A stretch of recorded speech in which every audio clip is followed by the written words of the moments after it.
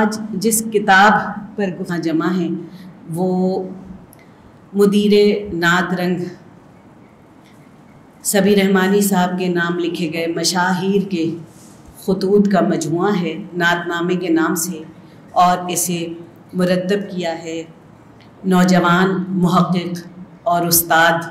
انتہائی متحرک اور معاون اور متوازن شخصیت کے مالک پروفیسر ڈاکٹر محمد سہیل شفیق نے۔ اس سے پہلے ان کے جو کام سامنے آ چکے ہیں اس کا بھی تذکرہ کر رہے تھے ڈاکٹر عزیز احسن صاحب کہ ان کاموں اور ان کاموں کی تفصیلات اور جس طرح کے دقت نظری کے کام وہ لیتے ہیں وہ ایسا لگتا ہے کہ انسان کے بس کی بات تو نہیں۔ تو کبھی کسی وقت کوئی موقع ایسا ملے، کوئی ایسی مجلس، کوئی ایسی محفل ہمیں بھی میسر ہو کہ ہم ان سے ان وسائل کے بارے میں دریافت کر سکیں، وہ ظاہر ہے کہ وہ کچھ خاص لوگوں کے حصے میں ہی وہ مجلس سے محفلیں آتی ہوں گی۔ ہم ابھی تک ان بد نصیبوں میں ہیں جو ڈاکٹر سہیل شفیق سے یہ نہیں جان سکے کہ یہ حوصلہ، یہ عزم، یہ ارادے کہاں سے حاصل کرتے ہیں۔ تاریخ کے طالب علم ہیں لیکن اشاریہ سازی میں انتہائی مہارت رکھتے ہیں، اور اس مہارت کا ثبوت ابھی آپ نے تفصیل سے سن لیا۔ اس کے علاوہ ترتیب و تدوین کا بھی ایک خاص سلیقہ ہے ان کے اندر،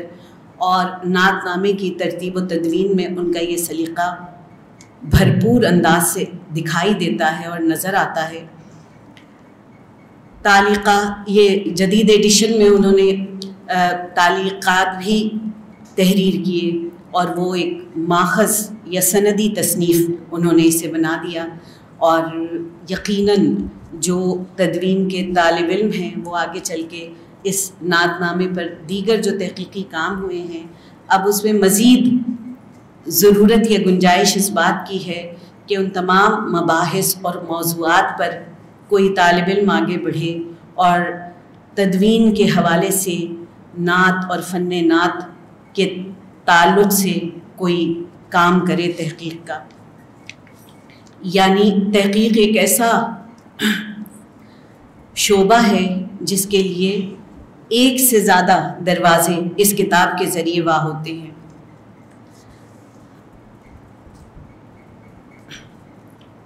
صبی رحمانی صاحب سے میری انسیت کی دو وجوہات ہیں، ایک تو نعت اور متعلقات نعت سے ان کی مسلسل وابستگی، اور تیسری بھی ایک اس عرصے میں پیدا ہوئی، میں بھی ذکر کر دیتی ہوں۔ چلیے 3 وجوہات ہیں۔ ایک تو نعت اور متعلقات نعت سے ان کی مسلسل وابستگی، اور دوسری استاد محترم ڈاکٹر سید محمد ابو الخیر کشفی کی ان پر شفقت، جس کا اظہار نعت نامے کے صفحہ نمبر 32 تا 35 پر موجود خط میں دیکھا جا سکتا ہے۔ تیسرا تعلق جو ہے وہ ابھی بتاتی ہوں۔ اس خط میں وہ صبی رحمانی کو عزیزم اور مخدوم کہہ کر مخاطب کرتے ہیں۔ آپ میں سے جن لوگوں نے کشفی صاحب کو دیکھا، ان سے پڑھا، ان سے ملاقات کی، ان کے کیفیات اور ان کے مزاج سے واقف ہیں، وہ جانتے ہیں کہ یہ خطاب، اس طرح کا تخاطب اتنا آسان نہیں تھا کہ کشفی صاحب کسی کے لیے کر سکتے۔ مخدوم کہنے کی جو وجہ بیان کرتے ہیں، اسے پڑھنے کے بعد ہر صاحب دل کا قلب صبی رحمانی کے احترام سے معمور ہوتا ہے۔ پھر استاد محترم اس تخاطب کے بعد کہتے ہیں کہ تمہاری 2 ادائیں مجھے بے حد عزیز ہیں۔ ایک یہ کہ میرے سامنے کبھی میری تعریف نہیں کی، اور جیسے کہ میں نے بھی عرض کیا، جو لوگ کشفی صاحب کے بارے میں کچھ پڑھ چکے ہیں یا ان کو جانتے ہیں وہ یہ بات اچھی طرح جانتے ہیں کہ یہ کشفی صاحب کا بھی طریقہ تھا، وہ کسی کے سامنے اس کی تعریف نہیں کرتے تھے۔ کشفی صاحب فرماتے ہیں دوسری ادا یہ ہے کہ تم لوگوں کو ایک دوسرے سے قریب تر لانے کی کوشش کرتے ہو اور حقیقی یا وہمی غلط فہمیوں کو دور کرتے ہو۔ یقیناً سبھی بھائی پر یہ نعت اور صاحب نعت صلی اللہ علیہ وآلہ وسلم کا کرم ہے۔ اور تیسری وجہ بتا کے کتاب کے موضوع پر آتے ہیں۔ تیسری وجہ گزشتہ چند برسوں سے غالب لائبریری میں یہ ادارہ یادگار غالب کے صدر ہیں، اور میں نالائق ان کی ہدایات کو نظر انداز کرتے ہوئے لائبریری کا بیڑا غرق کرنے میں مصروف ہوں۔ بات ساری یہ ہے کہ وہ 30 سفر 3 دہائیوں سے زیادہ کا نعت رنگ کا، اور اس سفر کا آغاز جس انداز سے ہوا، جس جذبے سے ہوا، جس کیفیت میں ہوا، اس کا کچھ اشارہ عزیز حسن صاحب یہاں بتا چکے ہیں، اور پھر جس تنہا مسافر کی تگ و دو کے تذکرے آپ سن رہے ہیں، وہ تنہا مسافر ریاض مجید صاحب کی زبانی وہ کہانی آپ نے سنی۔ اسی کتاب میں اپنے دیباچے میں ریاض مجید صاحب فرماتے ہیں کہ اس نعت رنگ نے تنقید نعت کے ایک باقاعدہ دبستان کی صورت اختیار کی، جس میں اس صنف کے مختلف پہلوؤں کو سامنے لایا گیا۔ مزید لکھتے ہیں کہ مکاتیب میں غیر محسوس طور پر ایک علمی بحث اور تہذیبی مکالمے کی صورت پیدا ہو جاتی ہے۔ غیر ارادی طور پر مجلسی تنقید کے کئی راستے کھلتے ہیں۔ ایک راستہ جس کی امید ہے وہ یہ ہے کہ مختلف مذہبی مسالک اور وابستگیوں، ذہنی میلانوں، شعری دبستانوں، لسانی حلقوں اور متنوع لب و لہجے کے ادب دوست بے تکلفی مگر گفتگو کے ادب و آداب اور اس صنف کے وقار اور احترام کا خیال رکھتے ہوئے حصہ لیں، بات سے بات چلے، چراغ سے چراغ جلے، اور یونات کے ضمن میں اجتماعی دانش کے ظہور کی صورت گری ہو۔ جس اجتماعی دانش کی جانب ڈاکٹر ریاض مجید توجہ دلا رہے ہیں، وہ اجتماعی دانش یقیناً اس کی ضرورت اس وقت بھی تھی جب عزیز احسن صاحب نے نعت پہ لکھنا شروع کیا تھا، یا ان سے پہلے بعض لوگوں نے نعت پر گفتگو کا آغاز کر دیا تھا۔ وہ بھی کسی نہ کسی ضرورت کو محسوس کرتے ہوئے انہوں نے یہ آغاز کیا تھا گفتگو کا۔ جس وقت سبیر رحمانی نے نعت پر ایک الگ دبستان تشکیل کرنے کی شاید لاشعوری کوشش کی ہو، لیکن شعوری طور پر وہ نعت، متعلقات نعت، فن نعت، نعت گو شاعر اور شاعرات اور ان کے معاملات اور مسائل، لسانی تحفظات اور بعض اور اس سے آگے کی چیزیں پیش نظر ضرور رہی ہوں گی۔ ہم یہ دیکھتے ہیں کہ آج بھی اسی طرح کی اجتماعی دانش کی ضرورت اسی شدت سے ہے، اور اس انتہائی شدید ضرورت کو پورا کرنے کے لیے ایک جانب نعت رنگ اپنا فریضہ پورا کر رہا ہے، اور ایک تسلسل کے ساتھ اور اس تسلسل کو برقرار رکھنے میں جس مشقت سے سبھی بھائی کو گزرنا پڑتا ہے، جو ان کے احباب ہیں اور ان سے وقتاً فوقتاً ملتے جلتے رہتے ہیں، وہ لوگ خوب اچھی طرح جانتے ہیں۔ کئی مرتبہ ہمت ٹوٹنے لگتی ہوگی، کئی مرتبہ سلسلہ توڑ دینے کا خیال آتا ہوگا، کئی مرتبہ یہ جی چاہتا ہوگا کہ اب کوئی اور سنبھالے، میں کب تک کرتا رہوں۔ بہت سی ایسی صورتیں پیدا ہوتی ہیں کہ جس میں جو خواہش ہوتی ہے کہ جس انداز کا پرچہ لے کر آیا جائے، جس انداز کے مضامین و مقالات ہوں، اور جو معیار ایک قائم ہو گیا ہے اس سے نیچے بات نہ جانے پائے، اس میں مشکلات اور شدید مشکلات بھی پیدا ہوتی ہوں گی، لیکن ان سب کے باوجود حوصلوں کے ٹوٹنے اور جڑنے کے اس عمل سے وہ پھر اپنے آپ کو بازیاب کرتے ہیں، اپنے آپ کو دریافت کرتے ہیں، اور اس نو شدہ دریافت شخصیت کے ساتھ وہ پھر اس سفر کو آگے بڑھانے کے لیے تگ و دو میں مصروف ہو جاتے ہیں۔ تو آپ کی ہمت کی داد دینا مجھ نالائق کے بس کی بات نہیں، کیونکہ کتنی مرتبہ آپ کی کتنی درخواستوں کو میں خود پورا کرنے سے قاصر رہی ہوں۔ تو یہ یعنی ہمیں تو صرف ان کے تجویز کردہ کسی موضوع یا کسی زاویے پر لکھنا پڑھنا ہوتا ہے، آپ کو لوگوں کو لکھنے پڑھنے کے لیے آمادہ کرنا ہوتا ہے، تو کس قدر دقیق کام اور کتنا مشکل کام آپ کر رہے ہیں۔ بات یہ کر رہی تھی میں کہ جس اجتماعی دانش کا ذکر یہاں ہو رہا ہے، وہ اجتماعی دانش یقیناً ایک حلقے میں پیدا بھی ہوئی۔ فن نعت اور نعت گوئی سے دلچسپی رکھنے والے لوگوں کا ایک بڑا حلقہ اس بات پر قائل ہوا کہ انہیں ان موضوعات پر باہم گفتگو کرنی ہے، اور یہ ایک بہت بڑی کامیابی ہے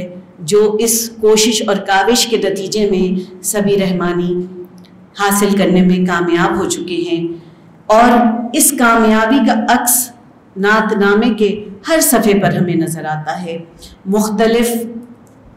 خطوں، مختلف علاقوں، مختلف زمانوں، مختلف نسلوں کی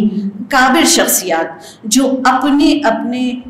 تنقیدی اور فکری تصورات میں راسخ، ان کو آپ اس موضوع پر نہ صرف گفتگو میں شامل کرتے ہیں بلکہ ان کی رائے کو بلا تکلف نعت نامے کا حصہ بھی بنا، اپنے نعت رنگ میں شامل کرتے رہے، پھر اسے کتابی صورت میں الگ مرتب کرنے میں اور کروانے میں دلچسپی لی۔ اب وہ لوگ جو براہ راست نعت رنگ کی تفصیلات تک کسی وجہ سے نہیں پہنچ سکے، ان مباحث کو تفصیل میں جا کر نہیں جان سکے، اور ان کے لیے تعارف کا ایک زینہ بن سکتا ہے، وہ نعت نامے ہیں کہ ہمارے نوجوان، ہمارے طالب علم نئے موضوعات کی تلاش میں، نئے ذہنی اور روحانی افکار اور تصورات سے کبھی عاجز اور کبھی ان کے اسیر، وہ جب نئے زاویوں کے پر پڑھنا چاہیں تو وہ نعت نامے سے اپنی اس نعت کے موضوع سے اپنے مطالعے کا آغاز کر سکتے ہیں، اور اس طرح وہ ان تصورات سے آگاہی حاصل کر سکتے ہیں جو اشخاص اور اکابرین کے درمیان اس سے پہلے کافی شدید فکری مباحث کی صورت میں سامنے آتے تھے۔ اور بعض لوگ، ایک مجھ سے زیادہ میرے سینئرز اور بزرگ جان سکتے ہیں کہ وہ راسخ العقیدگی کی ایک ایسی صورت تھی، اور وہ ہر فیلڈ میں، ہر شعبے میں ہوتی ہے، ادب میں بھی ہوتی ہے اور دیگر شعبوں میں بھی ہوتی ہے، وہ کریٹیو رائٹرز کے درمیان بھی ہوتی ہے، لیکن ایک ایسی شخصیت کے حوالے سے اپنا نام بنانے والے لوگ کہ وہ نعت کہہ رہے ہیں، نعت لکھ رہے ہیں، نعت پر گفتگو کر رہے ہیں، بات افسوس کی تھی، لیکن ان میں سے کتنی ہی شخصیات ایک محفل میں ایک دوسرے کے سامنے بیٹھنے کے روادار نہیں تھے۔ آپ نے ان سب کو ایک پلیٹ فارم پر جمع کیا، اور صرف یہ نہیں کہ ان کے لکھے ہوئے مقالات اور مضامین شائع کیے، بلکہ کسی مضمون پر لکھی گئی ان کی تنقیدی، اصلاحی یا اختلافی تحریر کو بھی نعت رنگ کا خطوط کی صورت میں، مکاتیب کی صورت میں حصہ بنایا، اور حوصلہ دیا کہ وہ اپنی لکھی ہوئی رائے کو بھی اسی نعت رنگ میں پیش کریں، اور اپنی لکھے ہوئے افکار و خیالات پر دوسروں کی تنقیدی، اصلاحی یا اختلافی رائے کو بھی اس میں پڑھیں اور توجہ دیں اس پر، اور اس سفر کو آگے بڑھائیں۔ یقیناً یہ کافی کٹھن کام تھا، لیکن اس کٹھن کام کو آپ نے جس انداز سے پورا کیا وہ قابل تحسین ہے، اور جس طرح نعت نامے کی ترتیب اور تدوین کی گئی ہے، یقیناً یہ ایک نیا زاویہ فراہم کر سکتی ہے کہ آپ بزرگوں کو پڑھیے، بزرگوں کو دیکھیے، ان کے باہمی رجحانات کا تقابلی موازنہ کیجیے، اور کہاں فکر پر بحث ہوتی ہے، کہاں عقیدے پر بحث ہوتی ہے، کہاں زبان پر بحث ہوتی ہے، اور وہ سب نعت کے حوالے سے ہے، اور سب کی نیت اور ارادہ یہ ہے کہ نعت کو نعت ہی رہنے دیا جائے، نہ خدا نہ خواستہ معاذ اللہ اس سے اوپر کی چیز بنائی جائے، اور نہ اس کے فخر اور انبساط کو کمتر کیا جائے۔ تو یہ بہت مشکل مرحلہ تھا، لیکن ہمارے اکابرین نے علم و دانش کے مختلف جواہر جو ان مکاتیب میں بکھیرے ہیں وہ ہمارے لیے ایک روشنی ایک فراہم کرتے ہیں، وہ فکر کے نئے زاویے کھولنے کے لیے رائے فراہم کرتے ہیں۔ اور میں یہ سمجھتی ہوں کہ کشفی صاحب نے اپنے خط میں صبی رحمانی کی جس دوسری خوبی کا، دوسری ادا کا ذکر کیا تھا کہ تم لوگوں کو ایک دوسرے سے قریب تر لانے کی کوشش کرتے ہو اور حقیقی یا وہمی غلط فہمیوں کو دور کرتے ہو، میں یہ سمجھتی ہوں کہ نعت اور متعلقات نعت کے حوالے سے جو فکری، حقیقی یا وہمی غلط فہمیاں تھیں، میں غلطی نہیں کہوں گی، احتیاط سے کام لوں گی، غلط فہمیاں تھیں، ان کو دور کرنے کے لیے صبی رحمانی صاحب نے نہ صرف یہ کہ یہ پلیٹ فارم نعت رنگ کا فراہم کیا اور اس کے بعد اس سفر کو ختم نہیں کیا، بلکہ پاکستان، ہندوستان اور دنیا کے دیگر خطوں میں نعت اور نعت سے متعلق حصہ بنانے کے لیے اہل علم کو مسلسل اکساتے رہے اور اکسا رہے ہیں، اور اللہ ان کے جوش اور جذبے کو اسی طرح قائم رکھے۔ اور یہ جو نعت رنگ کے مکتوبات کی جمع آوری نعت نامے کی صورت میں ہے، یہ اسی طرح کا کار خیر ہے جیسے نعت رنگ کا اجرا ایک کار خیر تھا۔ تو میں اس جمع آوری اور حسن ترتیب اور اسے قارئین کے لیے، محققین کے لیے، طالب علموں کے لیے مفید اور کارآمد بنانے کی کوشش پر نہ صرف مجھے بلکہ تمام اہل نعت کو برادر عزیز ڈاکٹر محمد سہیل شفیق کا ممنون ہونا چاہیے۔ بہت شکریہ۔